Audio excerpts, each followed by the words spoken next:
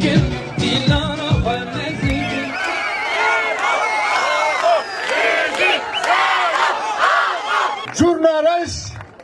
جورنارش دیرو kadar ola خان istiye ev kada ev taxna ev başar şahid 40 saliye 5 saliye jibo şoreşa Kurdistan'e ma eme bahsa kebiken bedahan cangoriyen vi velati heye besadan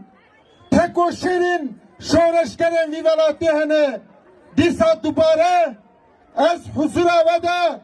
Hammı cangoriyen Curnaraş Salihan Halilan Abdurrahmanan bibirtinem doza ve berdevam dike tekoşina ve berdevam dike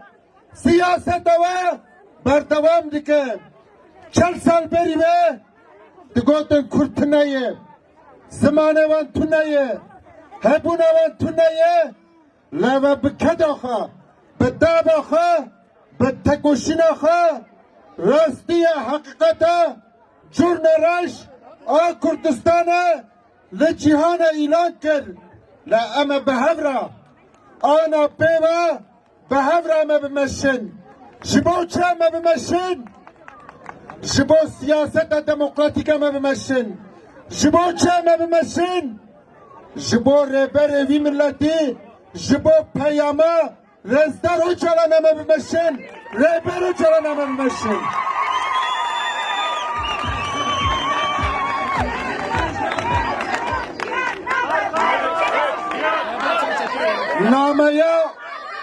namaya Brüssel çalan 27 Şubat'ta hatta diyar kirin banvaziya vi aşdiv civaka demokratik le cihana hatta ilan kirin rezdar ölçalan reber ölçalan derejiyane vedike derejiyane jibo roşalatan avin jibo Türkiye jibo Kurdistan evedike dibêje biratiye 1000 salî lazim e nuda bi şeklekî serrast were avakirin em jiyana xin ji bo aştiyê dixebite